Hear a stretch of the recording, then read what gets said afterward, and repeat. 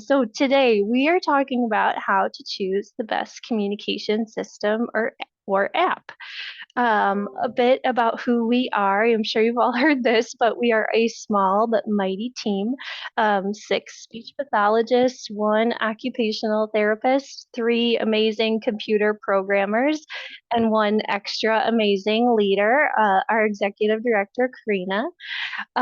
We have had the great fortune of working with over 4,000 people with ALS in all 50 states and 24 countries. And we really specialize in providing customizations for communication and technology, developing new solutions to keep people communicating and using technology however they want. We love to mentor clinicians and share our knowledge, and our education series that Trinity has grown so widely. So we're so glad you're here today, and please remember too that all of our services are always free of charge here. So let's hop into it. Let's talk about our agenda for today. So what I'm going to be covering on this call, I want to point out too that we have a wide variety of people, right? We have people with ALS, we have caregivers, we have clinicians, and I'm so glad that we have everyone's unique perspective here. And today we are going to be talking about one of my favorite topics, what unique considerations are for choosing the best program. So the goal of today's presentation is not for me to tell you, okay, here are the two best programs that everybody should use. That would be way too easy, right? I wouldn't have a job if that was the case. The goal of today is to highlight what factors are can make or break a communication program for somebody. And I want to do this by first talking about what the heck even is a communication app or a communication program and a communication program. How are they different? I want to talk through how do you get a system? When would you start this process? And most importantly, I want to highlight these unique factors that will make the system the most useful for you. And so those are really based on each person's needs and goals for their technology. Okay, and that's going to look different for everybody. And like Trinity said, please drop questions in the chat, or at the end we'll have time for questions. Okay, so what is an app? What is a system? A communication app is really simply just often just text to speech program on a personal phone or tablet. You typically can use it with your hands or a simple modification like a stylus or a mouse. Insurance does not cover just an app. So a lot of times this is acquired through private pay, through local ALS groups there. This tends to be a really good option for people who have good control of one or both of their hands and is often used by people with bulbar onset ALS. Now, on the other side, we have a communication system. And when I say system, that refers to a package of equipment. Okay, so we have the text to speech app, but we also have it on a specially designed piece of technology, usually a computer or an iPad, that is compatible with different ways of using the software besides just your hands. So you can usually use this with eye tracking or head movement. You can plug in a special kind of button. Most common, we talk about it in relation with eye tracking, though. This equipment is typically heavy, and so also comes with it a mount. And so that's what you'll see pictured here. This gentleman has his communication system attached to his wheelchair so that it can always come with him there. Typically, this package is pretty expensive, and it goes through insurance, and we'll talk more about that. So basically, when I say app in this presentation, I just mean a program you can quickly download onto personal equipment. And when I say system, I mean a more complex multi-piece setup to help with communication and tech access, okay? So how do you get an app or a system, right? And how do you know which one is right for you? That's what we're here today to talk about, right? So to help you decide and figure out the best program or system for you, what we want to do is meet with a speech pathologist and occupational therapist. The speech pathologist can help you identify your particular needs and then explore the features related to those needs. And an occupational therapist can help you look at what's the most efficient way for you to actually use the system and how to use the different technology functions of the system, like emailing or writing books or using Excel, things like that. I will say every health system does things a little bit differently, so you may or may not see both a psychologist and an occupational therapist. Just depends on what's available to you.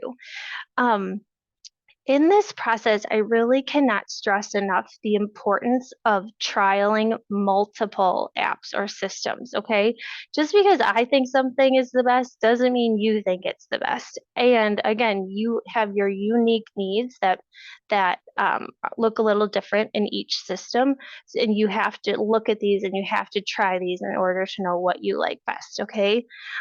These little changes can have, these little differences, I'm sorry, can have big consequences in how well a system will work for you, okay?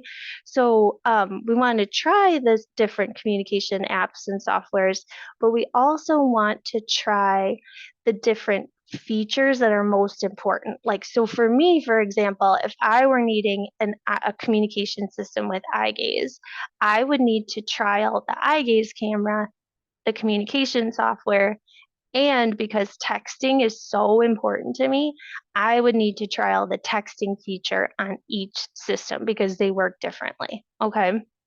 Um, the next point that I have listed is that we want to consider the features for communication and how to use the device for now and for the future, especially when we're using insurance to purchase a system, right?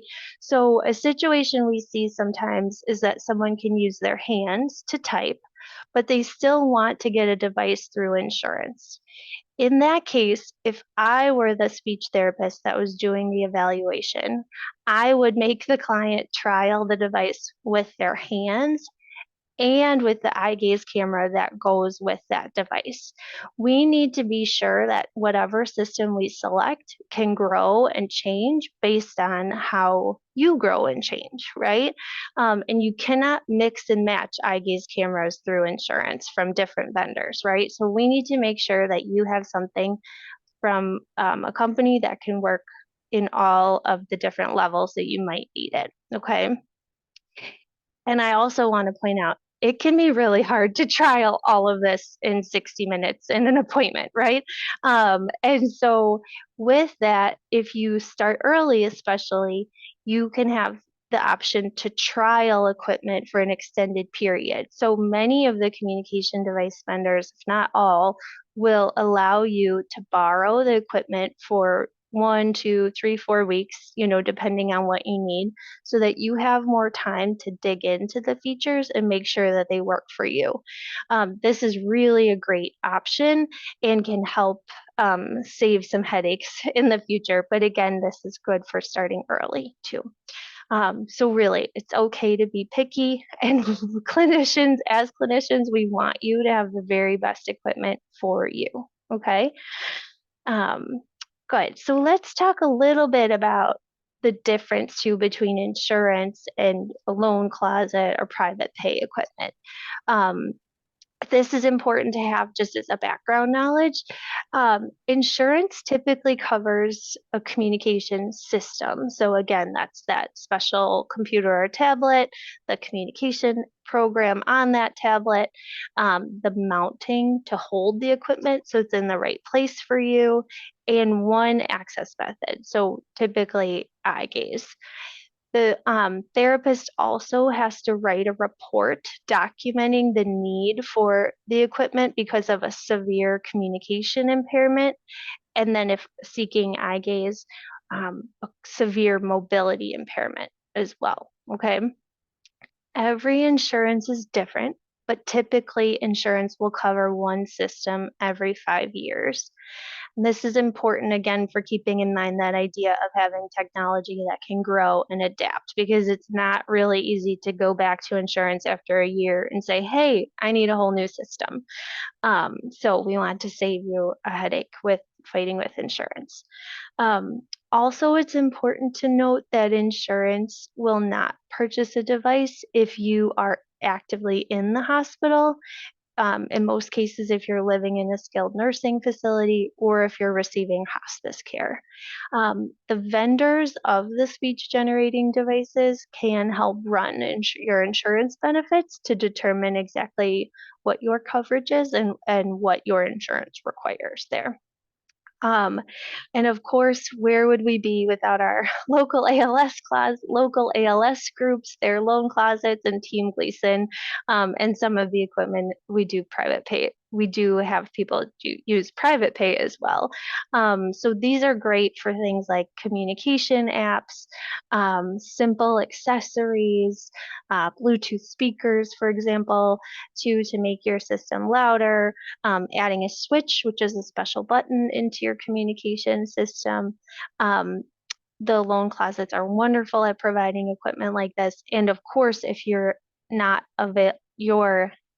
eligible to fund a device with eye tracking or more complex communication equipment, these loan closets can provide that as well. So we would be lost without these organizations, and big love to them there. But just to understand the different sources of equipment. And typically we do want insurance to cover the most complex equipment, because then we can be sure that if you're needing eye gaze, you're getting all the features that you want or need in the most up-to-date technology too. There. So that's where we get this equipment from. Okay, so now a really important question that comes up all the time: when do I start this process, right? Not being able to communicate is a very scary prospect and something we want every single person with ALS to avoid, okay? Starting early makes this process much less stressful, and it gives you the opportunity to really dig in and explore different features, identify what's important to you, and test things out so you know how well something works for you. We want you to also have the opportunity to learn how to use the system before you need to rely on it. Okay. Nothing, I don't think, is as stressful as not being able to communicate and then trying to learn a new way to communicate at the same time, right? Um, and of note, too, is that sometimes it can be hard to find a team of therapists that knows this equipment very well.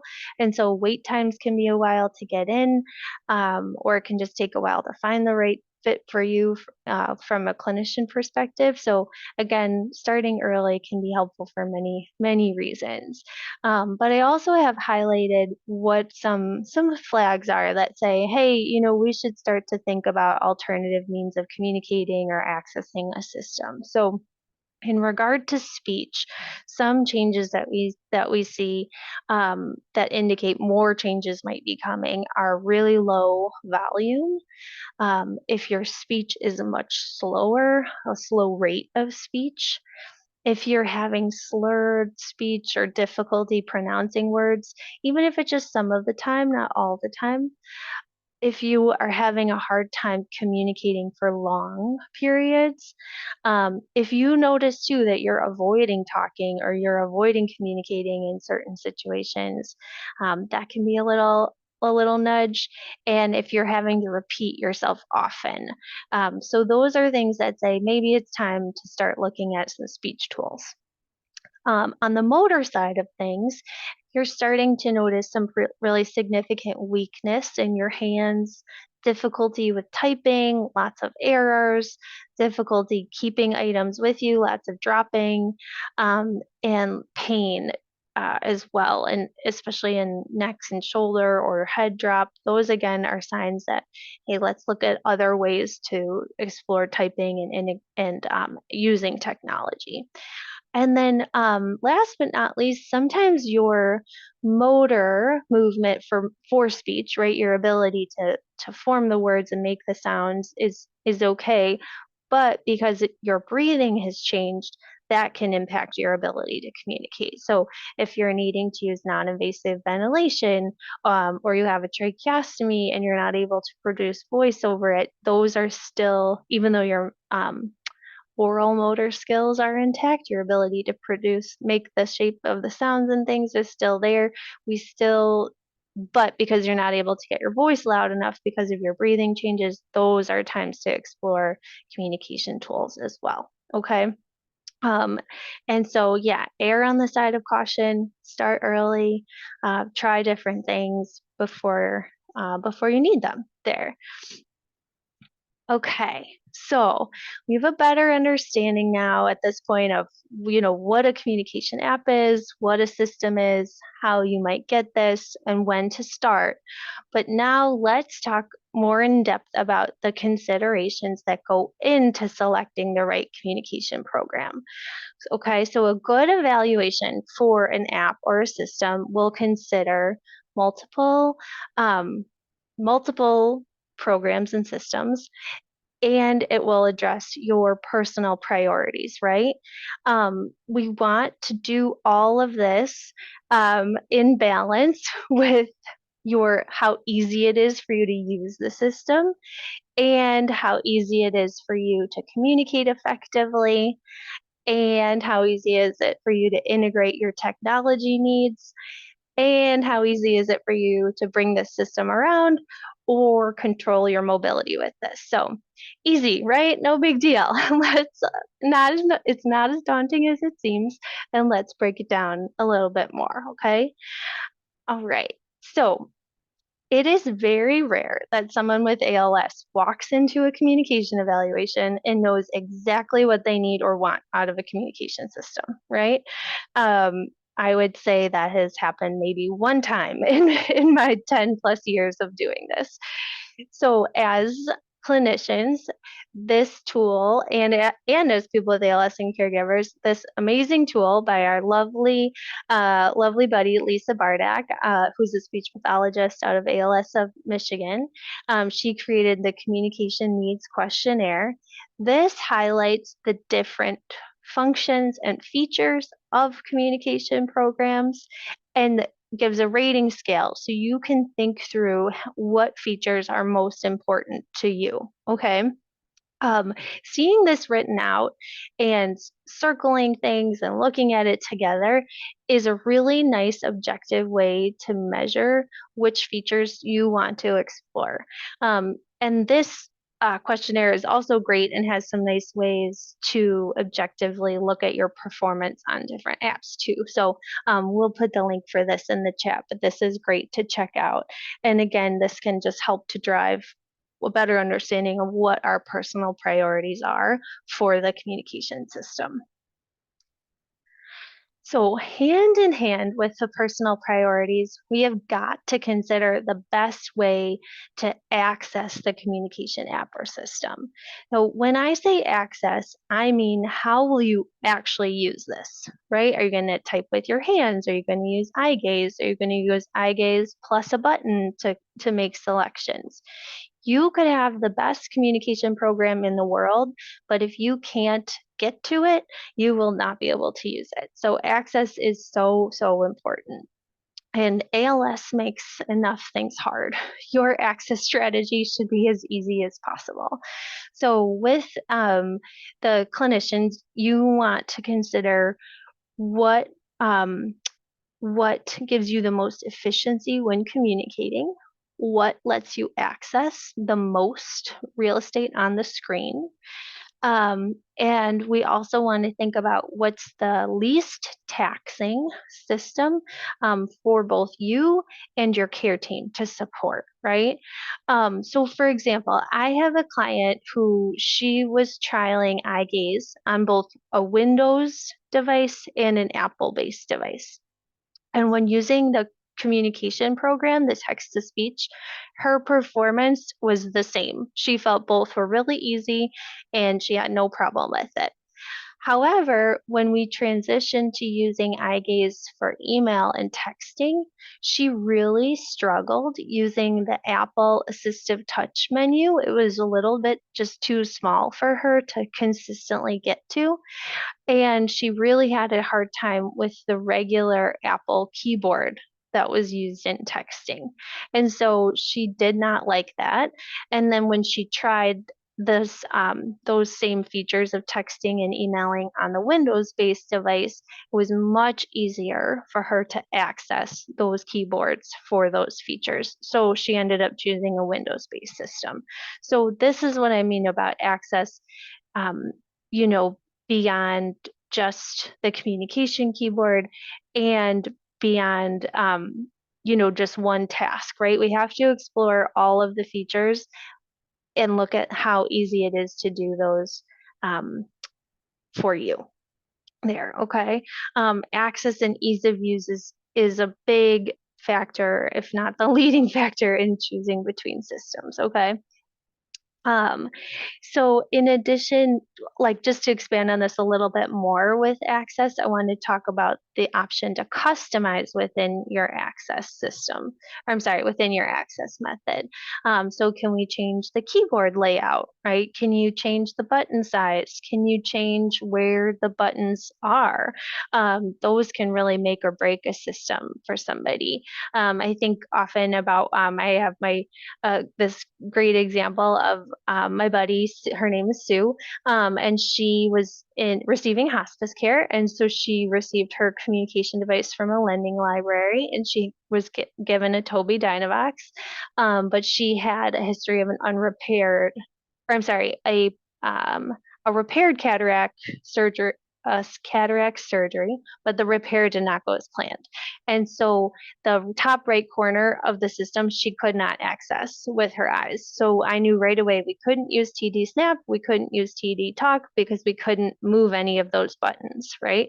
But Communicator was great fit for her because I could move everything out of the top right corner so she never had to click on it. Okay. Other reasons that we might need to customize the software, this is important for clinicians to understand when you're doing your intake, and important for people with ALS to flag, is that if you have, some issues with maybe dry eye, cataracts, vision changes, if you are having changes with ocular motor control because of medications or just changes from disease progression, those are some red flags that we need to have flexibility in our access strategy. Okay, and then cognitive changes can also indicate a need for that. And then I skipped over this point, but this is so important. And sometimes we just want we don't need to be able to customize access because of something changing, right? Because of something, an issue like dry eye, but we need to be able to customize it because we just want more from our technology. So in the bottom right, I have a picture of all these TVs on a wall, and that's because I have a client who he has 6 TVs on his wall, and he wanted his eye tracker to be able to control all 6 of them. And so he's such a fast eye tracker that we had to put in a special setting for his TV remote pages to change the dwell time, how long to look, because the TV remotes couldn't keep up with him. So that's an example of just wanting more and being able to push technology and have the most flexibility that we can there. Okay, let's talk through different communication considerations, right? So we need to think about the voices that we can integrate. We need to think about languages. We need to think about cognitive changes, the settings of the communication program, and the communication partners and environment. So we can have a whole session about just this slide alone, and we actually do. We'll put the link to that in the chat. So I'm not going to go super in depth here, but if you use, so here are the different categories of voice preservation that we most commonly see, and here are some questions to ask yourself when integrating this, right? So if you did traditional voice banking service, you can go to that service that you use, like Acapella or Speak Unique, the Voice Keeper, and go to them, and they will have a list of programs that their voice is compatible with.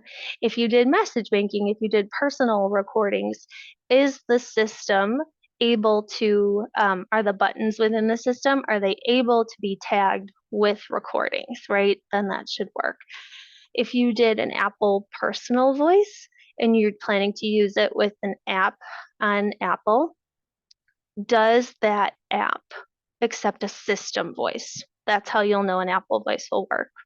And then if you need to use something else, or I'm sorry, if it doesn't, the next option would be, can it use acapella? Because fun fact, as my kindergartners, her new favorite tagline is fun fact. Fun fact, you can take your Apple personal voice recordings and upload them to acapella to create a voice that can be compatible on Windows or in other apps that might not use assistive voice. And then in the AI voice clone, I did break those down by operating system just because that's more narrow. So if you have an AI voice clone through 11 Labs and you're using Apple, you can put that in the speech assistant app, the predictable app, or Whisper. If you're using Android, you can put your 11 Labs voice in speech assistant or predictable. And on Windows, you can put that in Communicator, TD Snap, Grid 3, Mind Express, New Voice there. So who knows, this will probably all change tomorrow, but good questions to always ask about your voice and system here. Okay, so in addition to voice, we have to think through which languages do we need, right? Do you need multiple languages? Do you need just two? If it's a language that is maybe does not have a synthetic voice, can you record into buttons with that language? So those are really important questions to ask. We also want to look, especially if you're bilingual or multilingual, how fast or easy is it to switch between languages? And we'll look at some examples of that.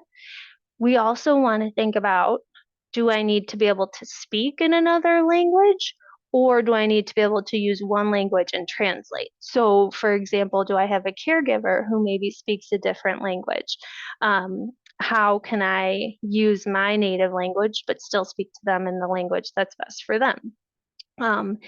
And that's very easy to do in Windows. Predictable has that. Google Translate, of course, is our friend with that too, but a really important consideration. And then if you are needing a voice that isn't standard within a communication app or system, there are lots of workarounds. And so we have a program that uses Google Translate. There, you can use Google Translate itself. Apple has a wide variety of voices that are not standard in many communication programs. And then Windows also has different languages too that we can call in different ways. So if you're not finding your language right away, explore these other options and we can always help you with that too. So here's some quick examples here. And so this is TD Talk, and the globe icon is how we switch. So you can see I'm just typing Hey there. here in English. Wait, please, I'm I typing. have some stored phrases in English at the top. I'm going to switch to Spanish. You'll see my word prediction changes, but my phrase buttons stay the same at the top. Hola, ¿cómo estás? Change. But what's Necesito cool too ayuda. is that TD Wait, please, Talk, I'm typing. depending on which button you use, Yes. English or Spanish, it switches the voice for you. So that's a really cool feature. Whoops, gotta get out of here. There we go. And then here is grid 3. Just a minute. That just shows, again, just with a quick button, you can toggle between languages and the whole user changes. Dame un minuto. Okay, so the language changes, the phrase, all the labels. Phrases, all the labels, okay? So that is a little different in each. Just a minute. Sorry. each program. And here I have an example of when there isn't a standard keyboard on Apple and being able to use the Apple keyboard. So here in Predictable, we have it configured to go between English and Chinese. When I choose the button to switch, my word prediction changes, my speech history changes, but I'm using the Apple keyboard there. Okay, so I'm going to start to pick up the pace here, but we cannot forget about the role that cognition plays, right? And so we see this often in ALS, that there are changes sometimes with memory or attention or tolerance for learning new things. Certain variants of ALS have a higher risk of these cognitive changes. So we cannot ignore this, right? And this doesn't mean that you cannot use a communication system. It just means we need to be really intentional about what we choose, right? Can we color code things? Can we move things around? Can we add helper text? Can we simplify the way that we do things so that it's more direct and less steps, right? Less steps is always good. For example, I work with the most lovely gentleman who has ALS and a diagnosis of frontotemporal dementia. And when we met, he was able to use his hands. He was having some changes and knew that he would one day want to transition to eye gaze. But we wanted to start with, again, the most direct thing. So we started with an app that he could have on his personal iPad. And he found it easier to scan things when there were visuals. So we knew we wanted to add visuals. And so we put TD Snap on his personal iPad. We configured the communication software and he practiced with it and did great with it. And then as his physical needs changed, we knew we had to transition to eye gaze. And again, we wanted to be able to customize the program so it could be very direct and help him with both communication and activities that he loved. So listening to audiobooks on Libby is one of the things that he loves to do. And so we chose a Windows-based eye tracking so that we could have that flexibility. So you'll see that in action here. So here is his TD Snap layout. Here you'll see all the pictures, supports, and then here we have that helper text, hey, communicator goes to Libby. There's Libby. When we open it, it goes right to his Libby account. He left clicks and opens up the book, and then he has these simple play and by stop Richard buttons M. Cohen, to get read the by Richard book Ferrone, going. Meredith And then he Vieira, can and stop it Richard whenever M. he Como. wants. And then when he chooses exit, he goes right back into TD Snap with that large button there. So again, it's just simple, work smarter, not harder, right? Here. Okay, let me skip ahead. Sorry. Here we go. Okay, so, whoopsies, too many skips.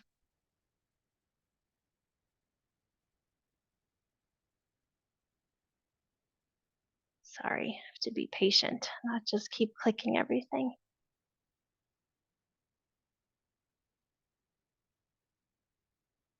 Okay, so there we go. Our communication considerations continued, right? We're going to talk about efficiency strategies now. So, big complaint using text to speech slow, right? We always hear that. And while these strategies don't fix everything, they still can be really helpful. And especially when you compare to systems that don't have any of these tools, you can really feel the difference here. So I'm going to actually just show you videos here, but same thing where we want to be able to save phrases. We want a system that integrates robust word prediction. We want phrase prediction if we can have it as well, so that it can start to guess whole sentences for you. And abbreviation expansion, that's the ability to tell the system, hey, I want these couple letters to actually say this phrase for me. So here we're going to see in Communicator 5 that we are using the word prediction. Hey guys, I'll hit speak. Hey guys. And I'll clear it. And then you'll see that I'm starting to type again. And I'm using the phrase prediction, how's your, plus word prediction. And then somebody comes in and says, what do you want for dinner? And then I type out pasta because I always want pasta for dinner. But Pasta. I go back and I still have my phrase there, right, of what I was working on for communication. So it doesn't disrupt. I don't have to go back. How's your summer been going?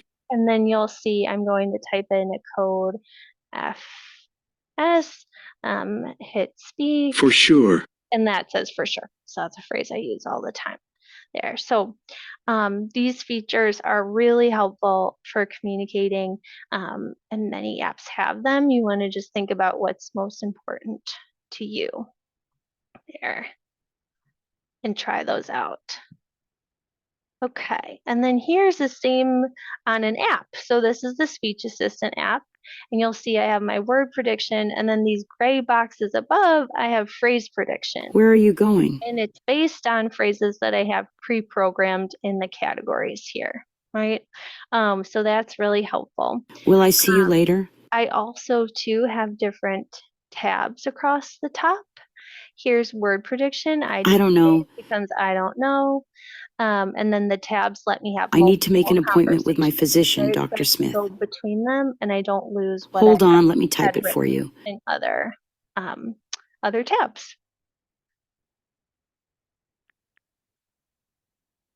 Okay, so we also have to think about who are we talking with? Where are we talking, right? Communication is not one-dimensional.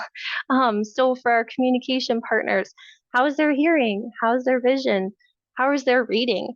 Are we talking a lot with people who would benefit from visual support, right? So for example, I have here pictured, this is a smart box or Talk to Me Technologies grid pad with a partner window on the back, and it also shows pictures and animation on the back. So that's a really nice feature that can be helpful, especially if you have young kids around that you're talking with a lot. Above, I have pictured a show feature, and that is on Speech Assistant and Predictable apps. And what that does is it blows the text up that you might write so that in case somebody can't hear, you could show them the screen, and it makes it really large for you. I'll even show you on my phone, right? It's kind of like a way to whisper, or if it's a noisy environment, just helps with somebody who maybe can't hear as well. We also really need to think about where are we using this equipment, right? So are you going to be using it outside a lot? Do you want to try, you need to try it in these different environments. What are the options for a noisy environment? How do you make communication easier? How easy is it to bring the system with you, right? And so these are really important things to think through what kind of platform we want to put our technology on here. And then getting into technology considerations, okay, this is so important. What other aspects of technology are important to you or your client? We have to find this out, okay? The features, these are features that go beyond face-to-face communication, but can make all the difference in quality of life and staying connected. Okay, so some examples of this might be Adobe Photoshop, your iPhotos or Google Photos, Spotify for music. How does this person plan to call and text to keep up with others? How do they want to be able to use their phone? What kinds of TV do they want to be able to control? How about things for their environment? Does their device have an infrared sensor that we can program to control? So these are really, really important. And just two quick real world examples to drive this home. I have a client whose family lives out of the country, and he uses WhatsApp constantly, all day long, and uses all of the features about it, within it. And in the evaluation process, he found that each communication system, the WhatsApp features were different. And so he ended up choosing the system that gave him the most access to WhatsApp because that was really what he needed to be able to use for communication. It was so important for him.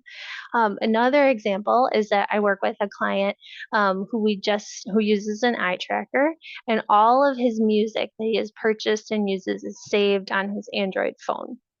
And so we talked through different ways to transfer it, but he ended up just wanting to be able to use his phone. So we set up Android mirroring so he could use his eyes to get into his phone and control it. And, we set it up, he practiced it, he's doing great with it. He transfers over, or, goes into his communication software, and he typed out for me, "I feel like I have my life back. My music and my phone are everything." So, like I said, this stuff matters. Okay. And then last but not least, we also have to think about mobility, right? So communication apps and systems, they have to come with us. We have to think about, how do we use this program in our common positions throughout the day? So for example, you'll see in this top picture, we have this gentleman has his device mounted to his wheelchair so it can come with him throughout the house, but I can almost guarantee when he gets into bed at night or goes to sit in his recliner, we transfer the device to a rolling floor mount. We have to be able to move the equipment with you, right? And then here in the bottom, we also have a great example of somebody who has their phone on a lanyard. So if you are walking around and you're using an app for communication on your phone, having it on your body like this makes it really easy to grab. It's always with you. You can't lose it. So this is a great option too, and it works. And the point of this is that you have to think about it both from a communication system and a communication app standpoint. Okay. And then this is a really important consideration, but when you are thinking about a communication system through insurance, and typically we see this when we're thinking about eye gaze, can this system integrate mobility controls?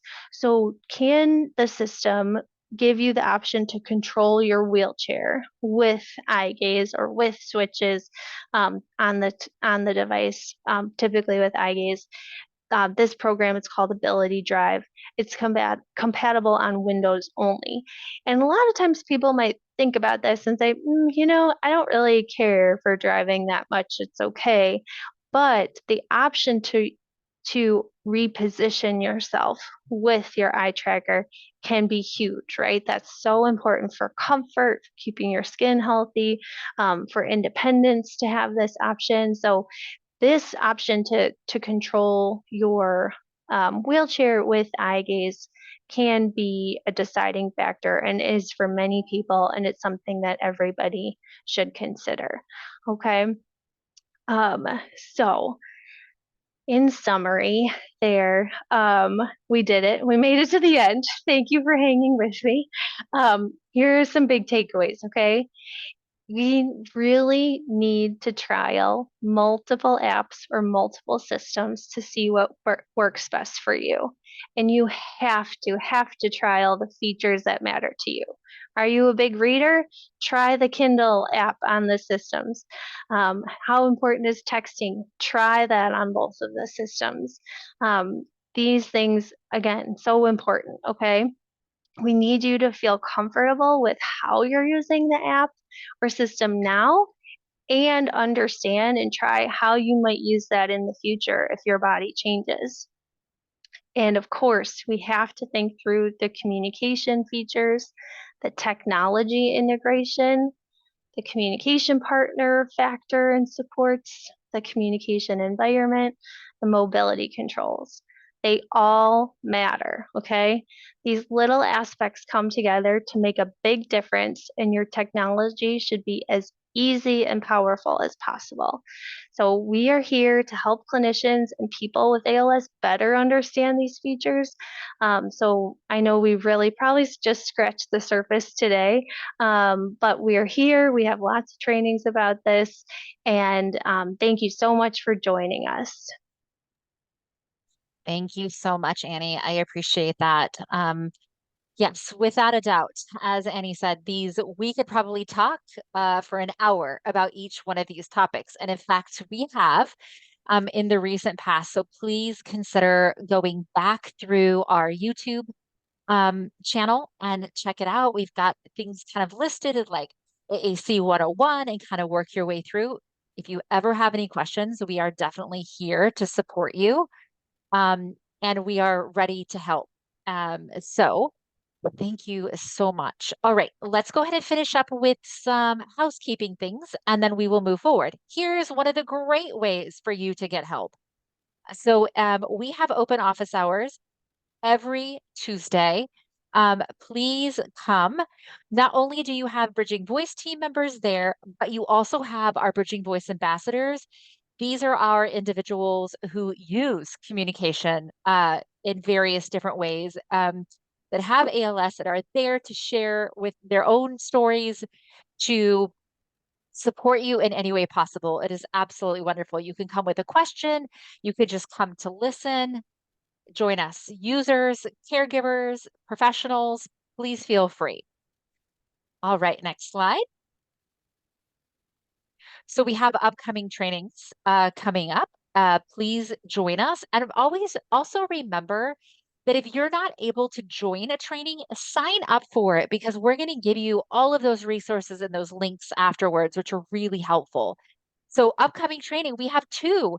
Very excited about July. This is a new for us. We are going to do an accessible gaming symposium where we actually have gamers who are using accessible means, including our ambassadors, join us for that presentation. It's going to be fabulous.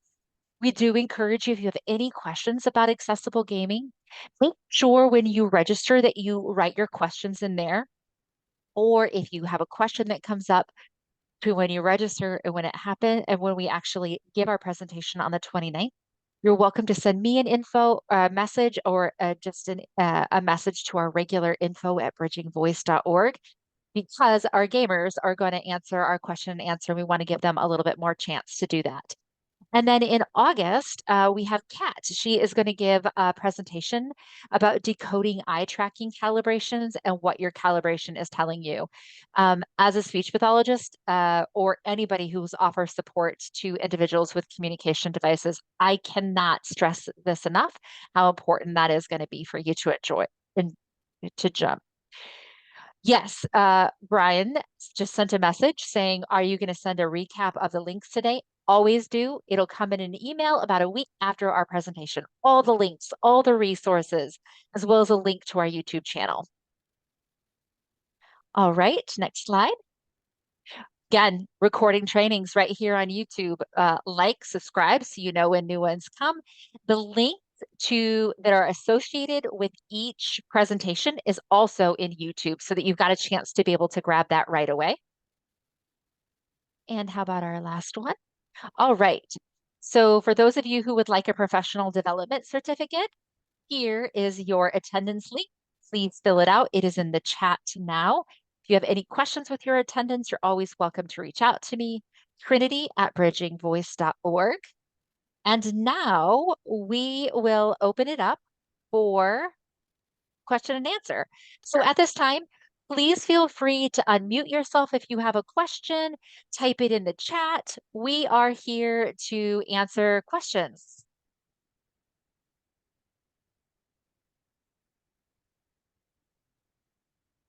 And there are 78 of you that are here with us right now. So I know that one of you has a question. Amy did a fabulous job, but there's got to be more questions. All right, Lyle and Sue Johnson have a question. I am just now ordering a wheelchair. Are there any communication system capabilities that I should address now? That's a great question there. So I think that when I think about this, what I would want to be sure of is that my wheelchair could be compatible with something like Ability Drive, should I ever need that option.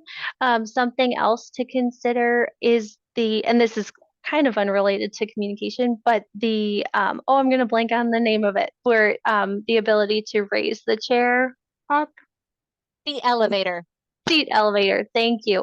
That can be a really important feature to consider. And what kind of, I think Lynn had brought this up about communication, but it's also important to know about what kind of support's available with your wheelchair through the wheelchair vendor too. All right. Jason has a question, and then Brian, I will promise I will get to you. So Jason's question is, are there any good AAC devices or tablets that are based on Android instead of Windows or Apple? So we just recently had an Apple training. Kat and Eddie gave that, and they are both here today. Go ahead, Annie.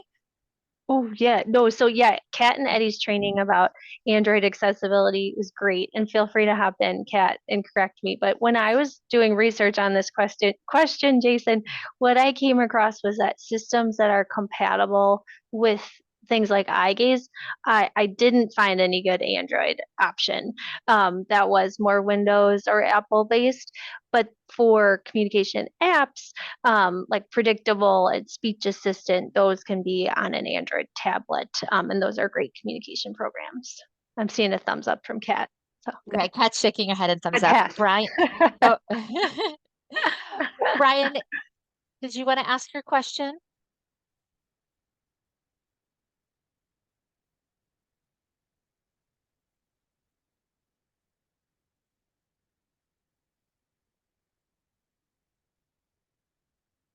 I saw you, and then I saw you put your hand down, and I'm scrolling for you.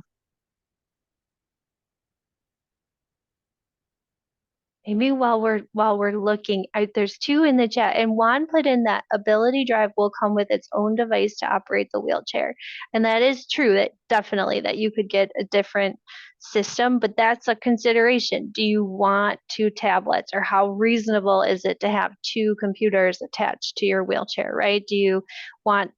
I think the integration piece is really important, but again, everybody's different, so but thank you for bringing that point up, Juan. There. And Randy, I saw your Oh, wait, question. before you move on, Oh, Annie, sorry. to Yeah, that. yeah. So yes, you can get a tablet that does come with your Ability Drive, but it does not include communication software, which can be like $1,000 just for the communication software. So that is something to be aware of. Do you want to do Jason's? Oh, wait, we did Jason. Oh, Randy. yeah. And Randy, that's a great question. A recommended in-home system for things like intercom or in-home chat. So that is not my area of expertise. There's a great company called Improvability that really has great insights and knowledge into that. Things that I have personal experience with are smart speakers and drop-in features that can be really great in programming your communication program with the stored phrases to wake up the smart speaker. You can also sometimes add the app for the smart speaker directly to your communication system, and you can type messages into that as well. Mm-hmm. Okay. So Eddie brought up, Kelly had a really important question about Bridging Voice's role in evaluations. And I'm sorry, Abby answered her in the chat, but did you see that, Annie? Okay. I So did not. that's fine. So Kelly asked about what is Bridging Voice's role in the evaluation process? Are we doing the evaluations for you for these different devices? The answer is no, we are not.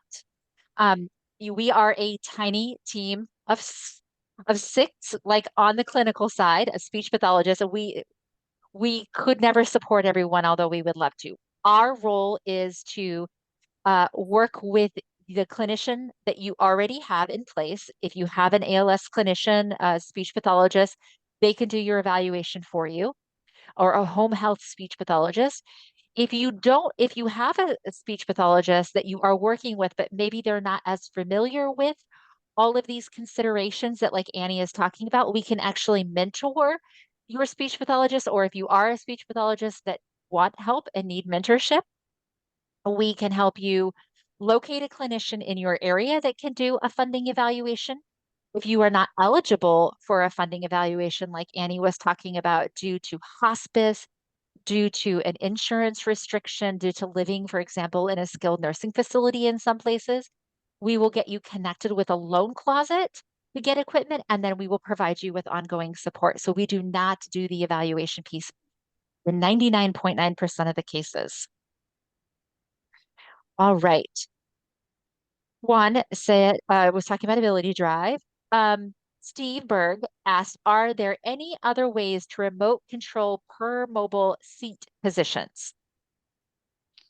That's a great question too. So there are also switches that can be added to control seat position. So even just small movement that you might have at your knee or at your head, those can also be used to control seat positions as well.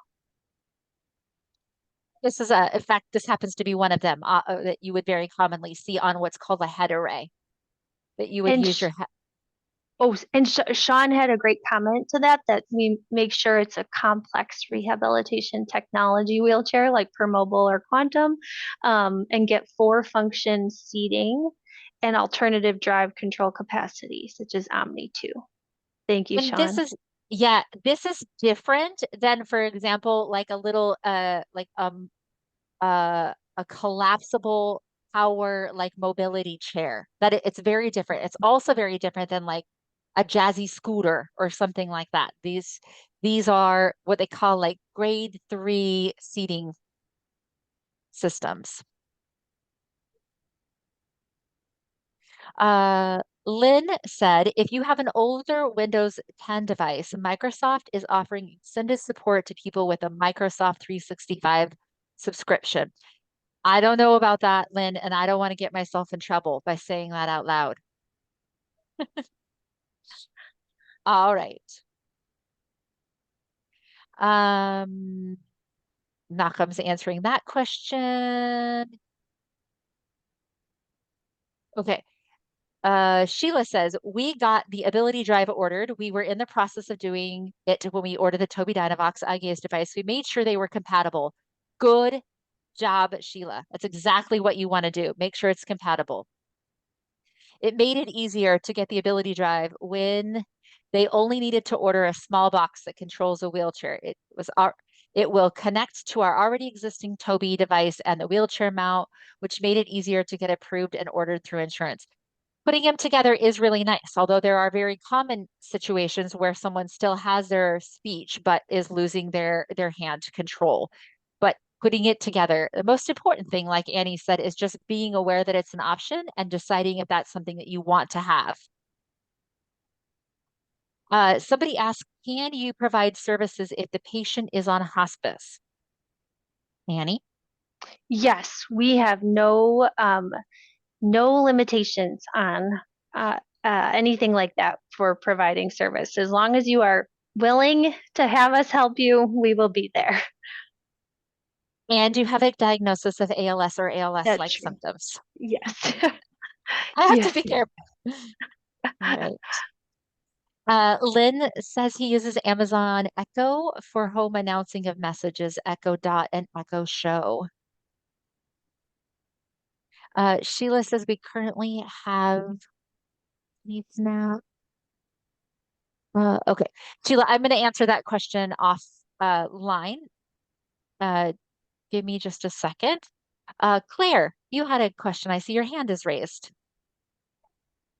I wanted to add, it might be a good idea too to look into like some of the communication device companies. When you have a funded device, you also get like a companion license. So if you do, I've worked with a couple of people who want to get like an iOS based system. So they'll get their iOS eye gaze device and then use their companion app on that tablet that they get. And then they're kind of using them as supplement systems. So just something to think about if people are like, well, I want the iOS, but I really want to be able to drive, but I need access to my communication. I'm going to take that one step further with that. I appreciate your statement with that. So, one of the things you have to be careful of is that not all communication, in fact, most of them do not cross between Windows and iOS. Some pages, for example, or some layouts you may be able to bring them across, but higher level programming you can't. But that is all a moot point now because we just put out and did a presentation about iOS mirroring. So you can mirror your iPhone onto any Windows-based communication device, and you have the best of both worlds. You now have full access to all of your Apple things, as well as you have your Windows-based as well. So you do have those options, just to be aware of that. Okay. Juan says if you have a Tobii device, you can use communication licenses on 3 different devices. You can also do that as well with Grid. They have companion licenses that you can use. Steve says, I use Google Voice extensively for both texting and calls, but it's very difficult on my AAC device using eye gaze. I am aware of join-in apps. However, my need and request is for a more accessible version of Google Voice that is more eye gaze friendly. I ideally would like to see similar functions as the join-in Facebook Messenger app, but for Google Voice. I hope this clarifies my request. Steve, have you reached out to Join-in and asked them about doing this? Because Join-in is very friendly. So I would recommend that you reach out to them and ask them for this customization, because I'm sure not only you, but other people would love to have this. Sean says Ability Drive does do seating. They have had different seating policies in the past, but now support seating. Thank you, Sean. Lynn and Sue, or Lyle and Sue said, should I order alternative drive control capabilities now with my initial wheelchair order or later when I need it? I need Medicare to cover it. So think that, if you, go ahead. no, go ahead. If you still have hand function for being able to drive your wheelchair with a joystick, then you will not qualify for Ability Drive. Okay. I think I can see you sitting there and you still have good hand. I see you're moving your head around. Okay. Hands are a little bit difficult, but I do see you having some good head support. So you wouldn't qualify. Now, Medicare will cover that in the future for you. It's not something you have to get right now. That would be what's called like a change of access or a change of condition. So you don't have to get that now. You just want to make sure that your computer, if you do need a communication device, that supports eye gaze in the future, because you can't get a new computer except for every 5 years. All right. All right. So they keep my seats clean. Perfect. Sorry, I'm just reading through. Some of these are not about this, so I'm trying to read through those just a little bit. There were some questions about 11 labs, so I appreciate Juan and Karina for answering those questions. All right. Okay, that is the end of the app communication device questions that are in the chat. If I missed anyone, please flag it back for me again or raise your hand or whatever I don't want to miss anyone.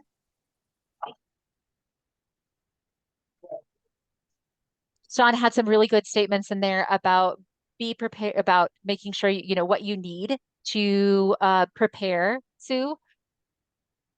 He said that you should get your Omni 2, the number 2, OMNI 2 initially. He said otherwise you might have to wait. Okay, so that's confusing, but I think I should request it right now, even if I cannot qualify for the Ability Drive. I think we discussed getting the alternative, drive capabilities, but we decided, yeah, maybe I don't need it yet, but it sounds like maybe I should. Sorry. So the Ability Drive, it truly is just like some cables with a box. Okay, so that's separate. What Sean's talking about, the Omni Drive, that is like the little computer that sits on your wheelchair right in front of where your hand is. So yes, that's the part you want to get right away. And Sean is shaking his head yes. And just told me yes. All right. Anybody else have any other questions today? about this?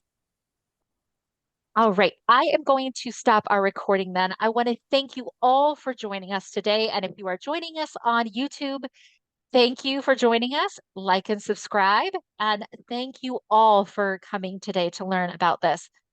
Way to go, Annie. It was Thanks, fabulous. everybody. Really appreciate your time.